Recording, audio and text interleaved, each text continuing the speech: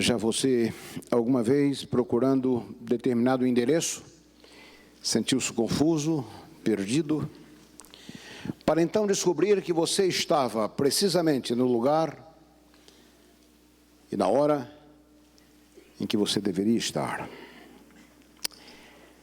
Já você alguma vez sentiu-se injustiçado, mal compreendido, e então, em amargura e queixa, para sua surpresa, os aparentes reveses sofreram uma mudança.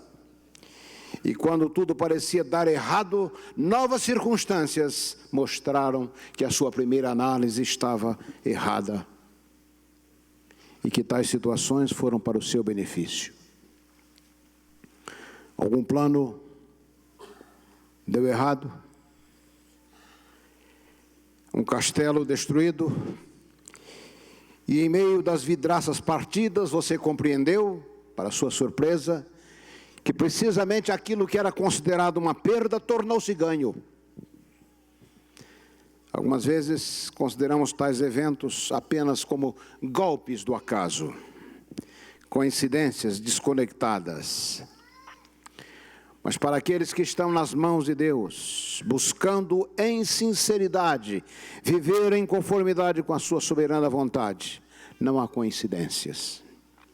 Os golpes do acaso tornam-se pela ação divina cobreiras de Deus, para executarem os seus propósitos.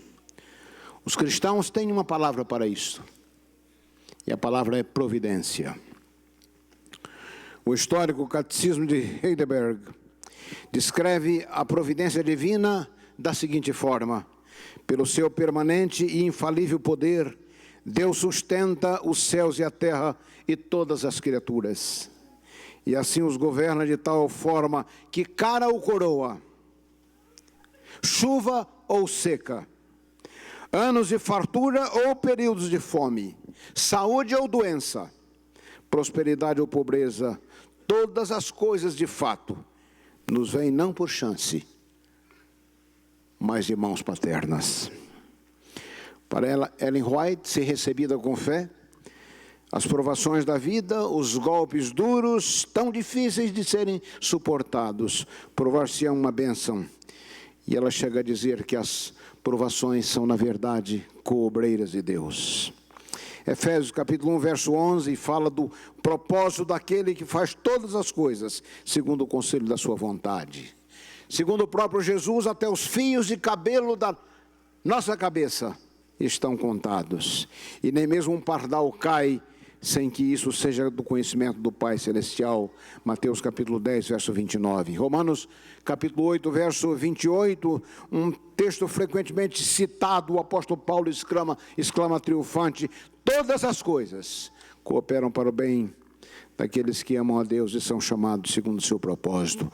O texto não disse que todas as coisas são boas, o texto disse que todas elas cooperam juntamente. Na verdade, na minha tradução do texto, não são as coisas que cooperam, não são as coisas que trabalham, mas Deus é que trabalha através de todas as coisas. Em 1 Tessalonicenses capítulo 5, verso 16, somos exortados a nos regozijar sempre e em tudo dar graças, porque essa é a vontade de Deus. Você ama a Deus? Tem você ouvido o chamado de Cristo? Descobriu você o propósito de Deus para a sua vida como seu filho? Se é assim, você pode ter certeza de que todas as coisas boas e as coisas más, sol e chuva, cara ou coroa, em todas essas coisas Ele trabalha para o seu bem final. E é claro que muitas vezes os caminhos de Deus são misteriosos e o seu significado oculto aos nossos olhos. Há capítulos na vida de leitura difícil. Eu sei que muitas vezes você pode se alegrar em momentos especiais, se regozijar e celebrar neles, quando tudo parece dar certo, quando todas as coisas parecem arranjadas para o seu bem. Contudo, eu também sei que há outras ocasiões, quando tudo parece dar errado, onde Deus não parece fazer qualquer sentido, quando as perplexidades e as complexidades da vida parecem organizadas contra você. Mas ainda assim podemos recuperar nossas forças, sabendo que Deus não perdeu você de vista, ou o controle das coisas, sabendo que todas as coisas, mesmo as coisas não compreensíveis, aparentemente sem qualquer sentido, em todas elas, Ele trabalha para o bem daqueles que o amam. E assim, indiretamente, todas as coisas passam a cumprir um propósito na vida dos filhos de Deus. Não é de admirar que o apóstolo Paulo pudesse cantar à meia-noite hinos de louvor, com o corpo ferido e ensanguentado pelos açoites romanos, e ainda poderia convocar os cristãos a em tudo dar graças. Observe, em tudo, não por tudo. Em tudo dai graças, não por tudo, certamente. Escrevendo da prisão, um pouco antes da sua execução, dando um relatório dos reveses que se haviam abatido sobre ele, o apóstolo pôde afirmar: quero, irmãos, que saibais que as coisas que me aconteceram contribuíram para maior proveito do Evangelho, de maneira que as minhas prisões em Cristo foram manifestas por toda a guarda pretoriana e por todos os demais lugares, e muitos irmãos no Senhor, tomando ânimo nas minhas prisões, ousam a falar a palavra mais confiadamente, sem temor. A análise final de todas as suas tribulações para Paulo tinha saldo positivo: a perseguição, a nudez, a fome, os perigos, o abandono de amigos, a indiferença de irmãos. Essas coisas nunca o desanimaram. As próprias cicatrizes dos açoites eram vistas por ele como marcas, ou as marcas do Senhor Jesus Cristo no meu corpo. Para Paulo, tais cicatrizes que cobriram o seu corpo eram como divisas de honra da sua dedicação a Cristo. Tudo isto era possível para o apóstolo, porque em sua compreensão ele nunca esteve à mercê do acaso, como um navio avariado, sem rota, em meio à procela e à escuridão de uma noite tempestuosa. Para Paulo, tudo na sua vida era parte de um projeto. Cada ponto, cada contraponto, um bloco cuidadosamente talhado e ajustado no edifício do seu chamado. Para ele, dias bons e dias maus eram parte da providência divina, planejados para o cumprimento da sua vocação em Cristo. E assim, tanto mais me gloriarei nas minhas fraquezas, dizia ele, porque quando estou fraco é que estou forte, para que em mim se manifeste o poder de Cristo.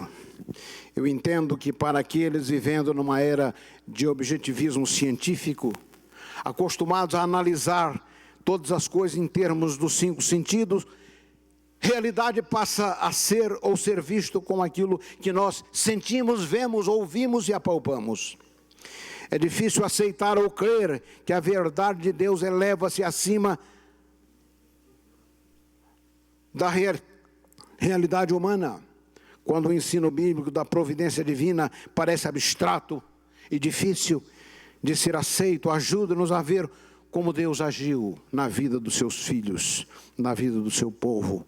E a narrativa bíblica está repleta de exemplos, de incidentes, de histórias, de situações que devem ser vistos do ângulo divino, porque se vistas do ângulo meramente humano, poderiam ser entendidas senão, ou não poderiam ser entendidas senão como fracassos e tragédias, golpes desconexos do acaso ou do capricho humano. Contudo, quando nós observamos tais experiências na sua totalidade, além da cortina da história comum, tais situações ganham novas proporções para se tornar instrumentos daquele que aparentemente trabalha no complexo xadrez dos eventos, os mistérios da sua providência. Então, em muitas circunstâncias, através dos anos, ouvido pessoas dizerem: Deus ouviu as minhas orações. E tenho pensado, o que elas querem dizer com isto? Elas querem dizer, quando afirmam, Deus ouviu as minhas orações, elas querem dizer que receberam cura, um emprego, sucesso. Mas eu tenho muitas vezes me perguntado, e Deus não ouve as nossas orações, quando em lugar de nos dar aquilo que queremos, dá-nos o que necessitamos, aquilo que a longo prazo faz maior sentido. Eu gostaria nessa manhã, irmãos, de considerar brevemente alguns aspectos da vida de um dos mais ilustres personagens das Escrituras, José. José inicialmente aparece na cena bíblica, na narrativa sagrada, como o filho querido de Jacó. Ainda jovem, José parece ter um senso do seu chamado, da sua vocação, do seu destino do ponto de vista bíblico. E essa percepção manifesta em sonho, ou nos seus sonhos. O favoritismo do seu pai resulta, aliado àqueles sonhos de sucesso, estas coisas resultam no ódio obstinado dos seus irmãos. A inveja, amigos, é má conselheira. Lançado em um poço por seus irmãos que planejavam matá-lo, pela instigação sobretudo de Simeão e de Judá, José é providencialmente salvo pela intervenção de Rúben, o seu irmão mais velho. Aos 17 anos, ele é vendido aos mercadores ismaelitas, beduínos, que surgem no momento exato. José observou pela última vez as colinas da sua infância, que se perdiam à distância, cada vez mais longe. No Egito, José é providencialmente vendido a Potifar. Providencialmente, um alto oficial de Faraó, o governante do Egito. Por sua integridade, ele é lançado na prisão, sem qualquer defesa, sem qualquer possibilidade de escape ou sem qualquer esperança. O presente e o futuro não poderiam parecer mais desesperadores e sombrios. Nenhuma perspectiva, a história para ele parecia terminar ali. Na prisão, Deus deu-lhe a habilidade de interpretar os sonhos de 2 prisioneiros. Mas isso também não lhe parecia de qualquer importância, porque um é morto e o outro logo se esquece do jovem hebreu. Entretanto, quando o drama é visto em seu longo alcance, as linhas que parecem pontas soltas, sem qualquer relacionamento ou propósito, começam a tomar forma. 2 anos mais tarde, Faraó tem um sonho que grandemente o incomoda. José é trazido à presença do rei e dá-lhe o significado dos seus sonhos. Os eventos absurdos começam a tomar uma direção completamente inesperada. José é feito o segundo homem mais importante e poderoso do Egito. Eventualmente, como fica claro mais tarde, é precisamente a sua intervenção que salva da morte por fome a sua família, a família do seu pai, o povo que Deus escolhera como depositários do concerto, depositários dos planos divinos, e de cuja linhagem viria até o Messias. O reencontro com os seus irmãos ganha traços dramáticos. Eu li essa história muitas vezes para o meu pai, e nenhuma vez ele pôde evitar as lágrimas nos olhos. Confesso que a história de José desperta, provoca em mim fortes emoções. Leia os capítulos 42 a 45 de Gênesis. Os detalhes não poderiam ser mais comoventes. Imagine quando José reconhece os seus irmãos, sem ser reconhecido por ele. Eles nunca poderiam imaginar a virada dos eventos. Nunca poderiam conectar o irmão vendido por eles há muito desaparecido, com a figura desse alto oficial de quem agora eles dependem. Gênesis 42, verso 9, e então José lembrou-se dos sonhos que ele havia sonhado. As peças do quebra-cabeça começam a se encaixar. Gênesis 42, 21 a 24, nossos pecados. Aqui nós temos o relato sumariado dessa reunião que os irmãos de José têm para discutir aquilo que era pedido deles. Nossos pecados, amigos, têm uma forma cruel de nos encontrar. Confusos, os seus irmãos, diante da exigência de trazerem o irmão mais novo, começam a discutir, começam a reencenar a venda de José, a mentira ao pai, o fardo de dor que havia sido colocado sobre o velho pai. Já viram que nessa história, um capítulo que aparece no meio aí, falando do casamento de Judá e Tamar, quebrando a sequência da história. Ellen White esclarece que o próprio Judá, um dos maiores articuladores, ou o principal articulador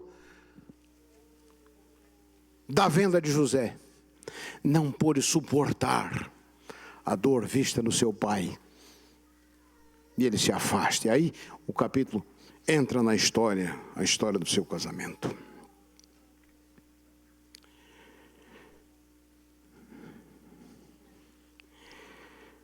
Confusos, os seus irmãos, diante da exigência de trazer o irmão mais novo, começam a discutir e a reencenar a venda de José, a mentira ao seu pai, a consciência culpada, sem perceber que José entendia perfeitamente o que eles estavam falando, porque toda a conversa havia sido intermediada por intérpretes.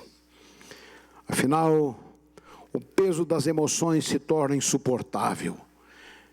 Capítulo 42, verso 24, diz que José retirou-se deles e chorou. A forma verbal aqui no hebraico é o modo intensivo. O Piel, consulte depois com o professor Reinaldo, o que significa choro convulso. De fato, nessa história nós temos 5 referências às lágrimas e ao choro.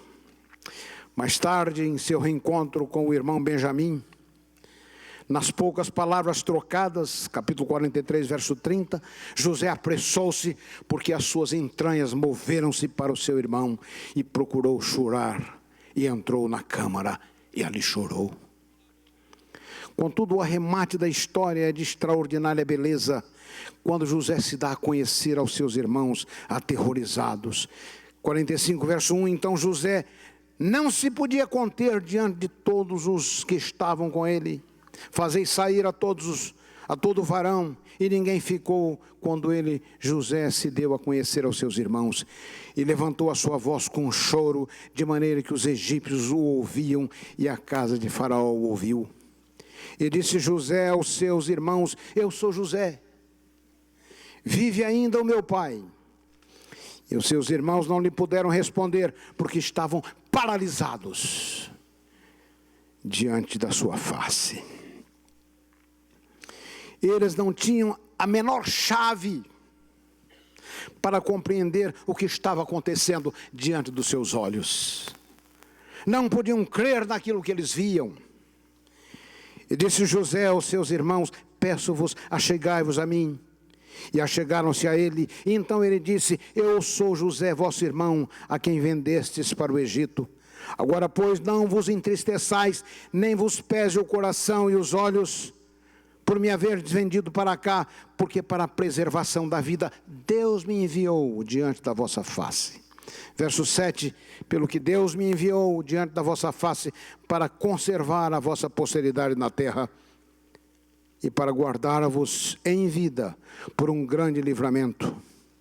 Não fostes vós quem me enviastes para cá, senão Deus, que me tem posto por pai de Faraó e por senhor de toda a sua casa, como regente de toda a terra do Egito. Aqui nós temos nas Escrituras um dos maiores momentos de perdão e graça. Qual a base? Note, 45, verso 5, vocês me venderam, reticências, mas Deus Note os dois polos da elipse: a ação dos homens e, por outro lado, o Todo-Poderoso. Vocês me venderam, mas Deus. Esta é a clássica afirmação do controle providencial de Deus. Esses dois pontos, como eu dizia, os dois polos da elipse, são presentes em todos os eventos. De um lado, o mal intencionado pelas ações humanas ou pela ação cega das causas naturais. Por outro lado, a perfeita e corretiva vontade de Deus.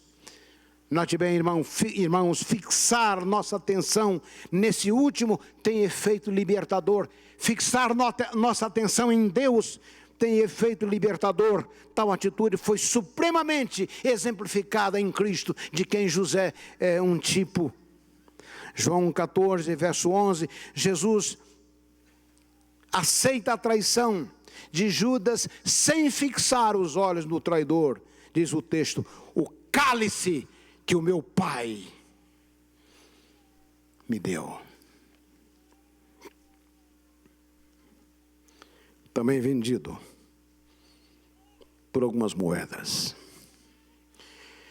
Voltando a José, 17 anos haviam se passado, até que as linhas confusas de um bordado visto pelo avesso, até que as perplexidades se tornassem patentes aos seus olhos. Afinal, ele compreende, não foram primariamente a inveja, a intriga, a malícia, o despeito dos seus irmãos. Os seus irmãos, eles eram apenas atores menores no grande drama da sua história. O principal ator era o próprio Deus, Yahweh, o Deus Todo-Poderoso, que com mão que não treme, estava guiando as sinuosas curvas da estrada, da vereda.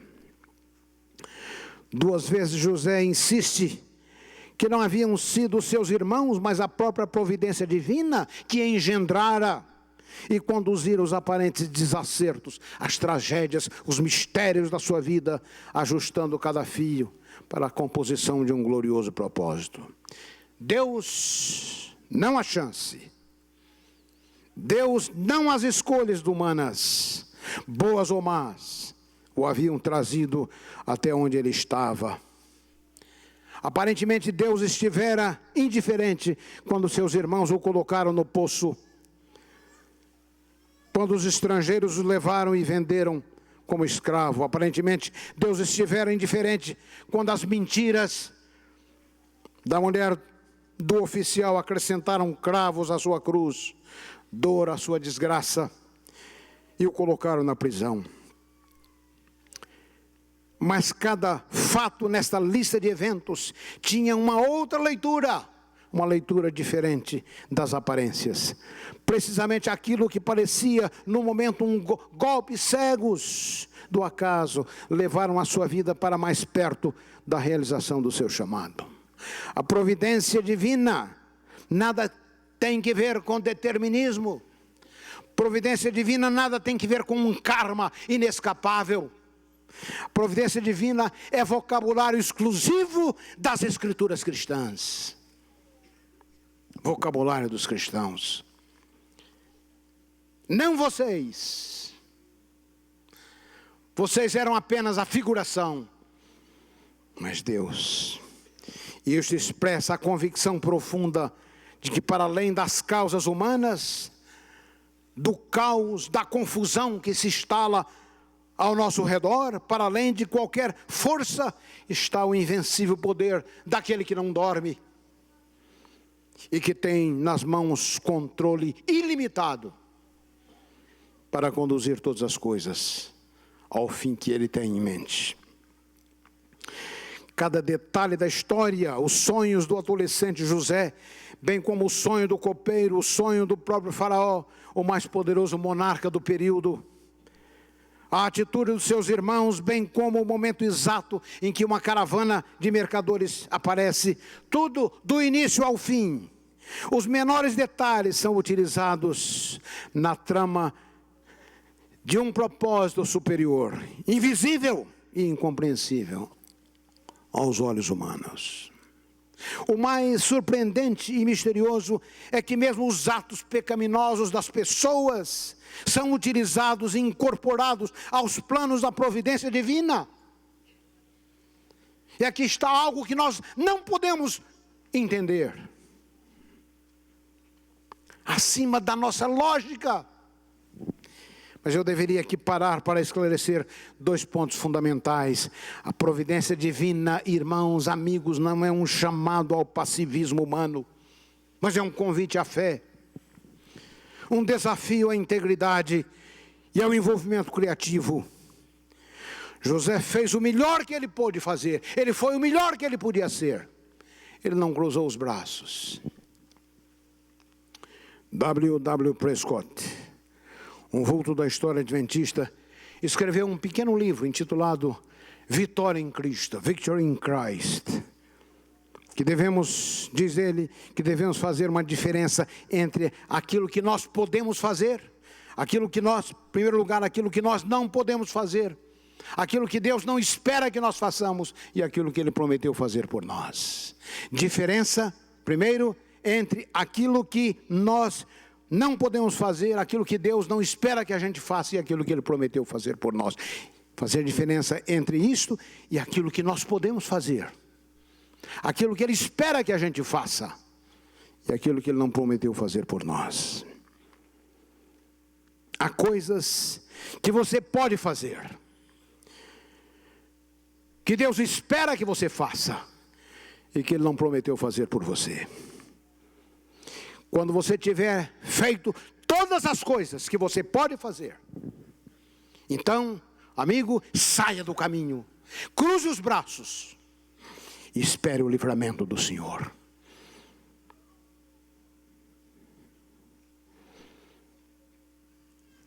Espere dele aquilo que você não pode fazer,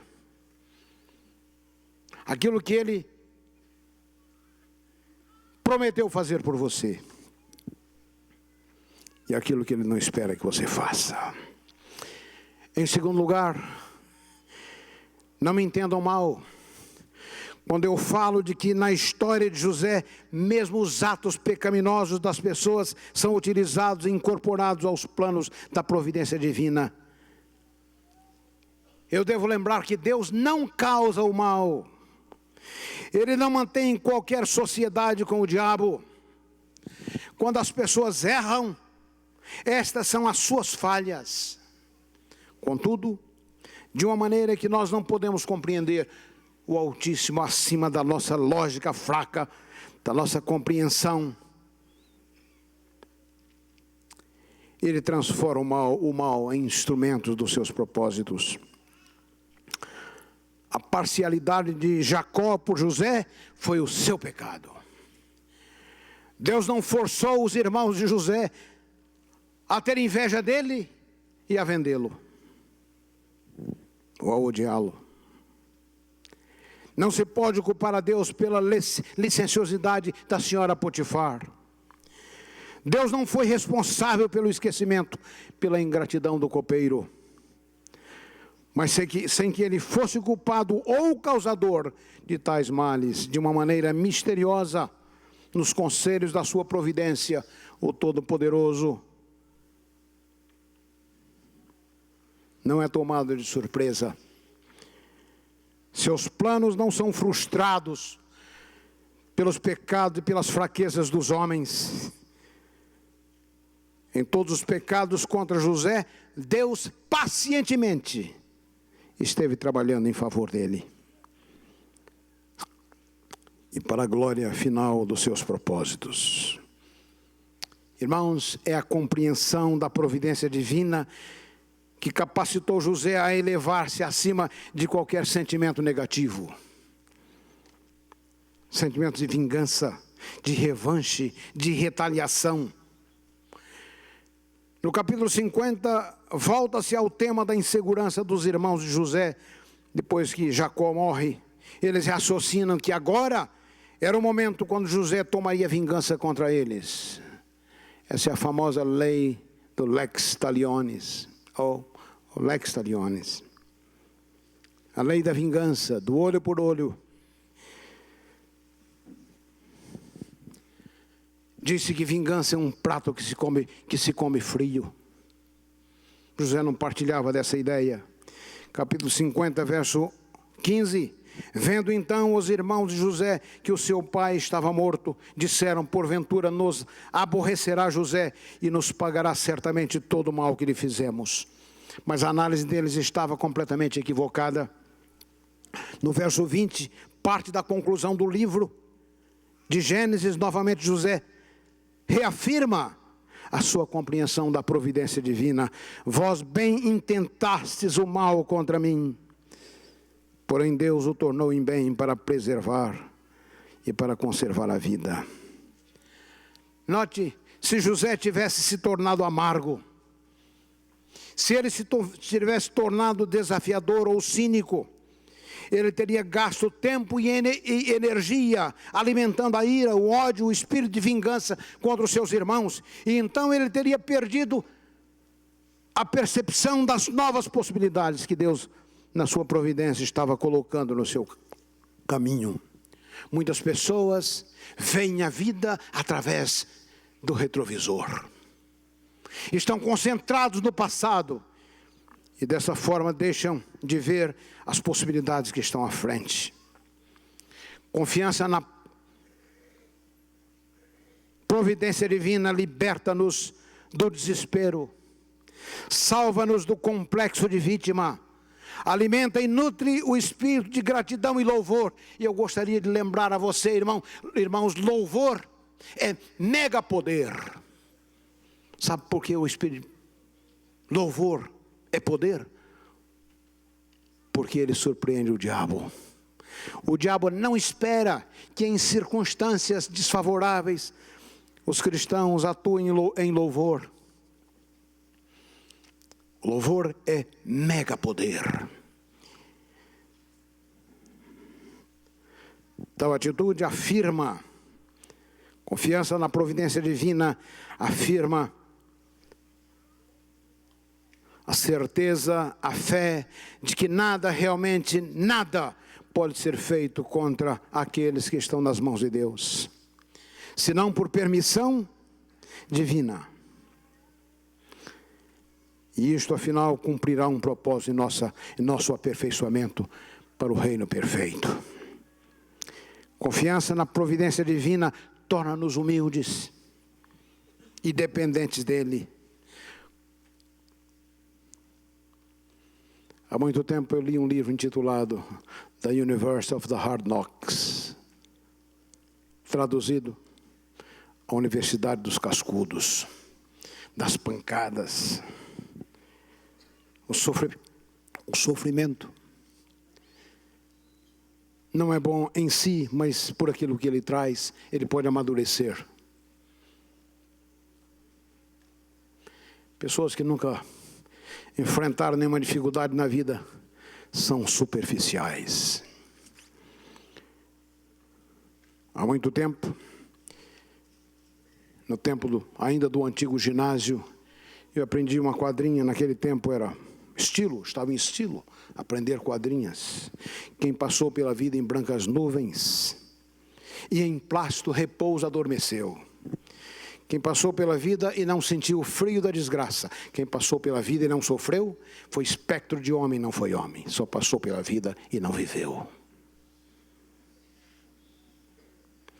Ellen White, no livro Patriarcas e Profetas, disse que José, pelas adversidades da vida, tornou-se de um menino mimado num poderoso e sábio conselheiro.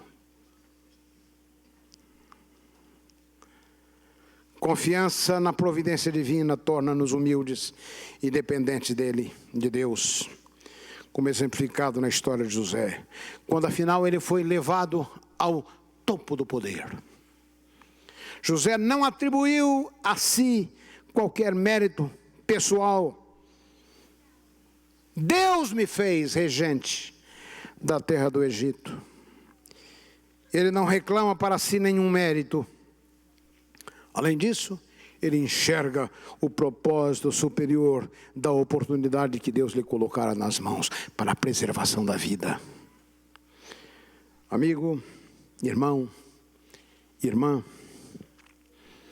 jovem voltando da comportagem, trazendo na mala apenas o fracasso. Está você perplexo hoje? Confuso com os eventos obscuros da sua vida? Desanimado? A vida lhe deu alguma bordoada que você nem sabe de onde veio? Sente-se você vítima de intrigas, da má vontade, da traição de pessoas em quem você julgou poder confiar? Sente-se você desorientado por circunstâncias desconexas e adversas? Uma enfermidade, um desemprego, traição e abandono.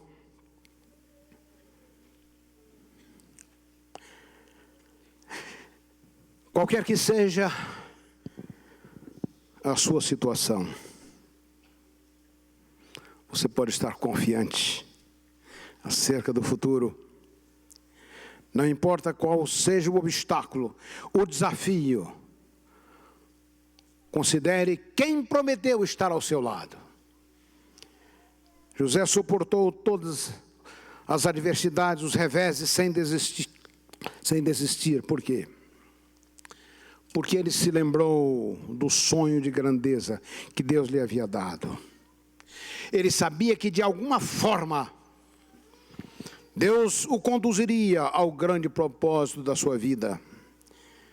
Deus também nos deu um grande sonho. Um sonho mesmo maior que o sonho de José.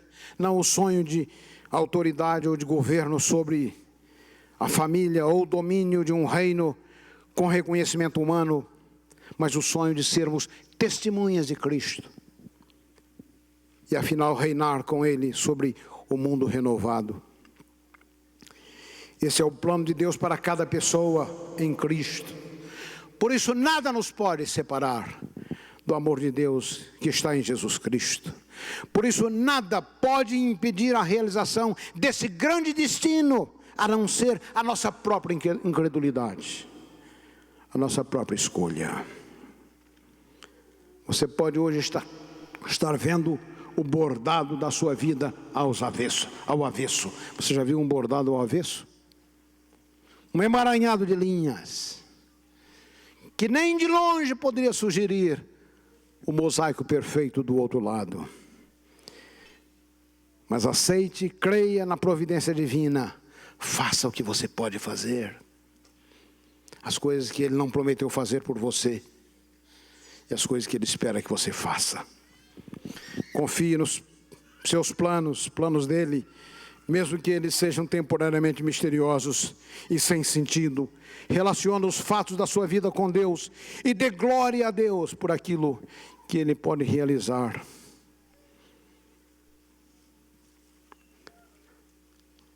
Por você e em você. Eu digo aos alunos que nós ainda estamos vendo a vida como que através de uma janela de avião. Muito pequenininha, um horizonte muito pequeno. Muita coisa que pode parecer desconexa, sem sentido. Isso porque a gente tem apenas os fatos parcialmente. Se nós pudéssemos ver todos os fatos em sua projeção maior, com um horizonte maior, aquilo que parece não fazer sentido faria pleno sentido. E muita coisa que pode estar fazendo para você sentido hoje, se você tivesse todos os fatos em mãos, talvez essas coisas não fariam qualquer sentido. Há 17 anos atrás, a minha esposa estava grávida do nosso terceiro filho. Tudo parecia estar perfeitamente correto. O parto seria no Shady Grove Hospital, Hospital Adventista, na área de Washington.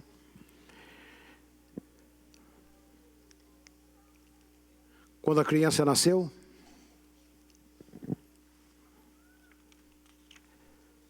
o cariótipo foi feito, a trissomia 21,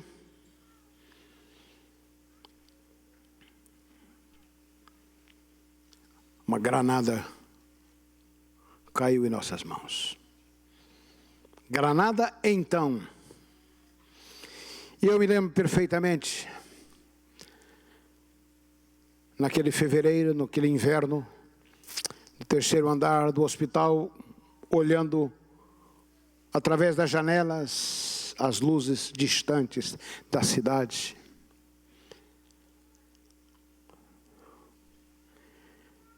É provável que não tivéssemos ainda dado a informação naquele momento à minha esposa. A criança havia nascido com uma síndrome. E eu fiz então a oração mais absurda, mais ignorante, mais insana, vista hoje, 17 anos depois. Eu pedi que Deus não deixasse a criança viver. Em 17 anos, Deus nos tem surpreendido com uma bênção extraordinária, talvez a maior, ou uma das maiores bênçãos que recebemos nessa criança. Aprendemos com ele aquilo que os livros, que os mestres, que a escola não poderiam ensinar. Para complicar mais o quadro, a criança nasceu com uma condição cardíaca, exigindo uma cirurgia quase que alguns meses depois, sem praticamente fôlego, senão para respirar e para se alimentar, meio arroxeado. Deus tem 1000 formas de nos surpreender. Eu tenho considerado muitas vezes, porque Deus permite tais situações. Algum tempo atrás eu recebi uma foto do nosso pequeno Maico. A minha esposa escreveu atrás: minha proteção, referindo-se a ele, minha proteção contra o egoísmo. Em muitas circunstâncias, o meu conselheiro, quando eu perco a paciência, ele percebe, ele diz: pai, o Jesus não gosta. E o que você pode argumentar?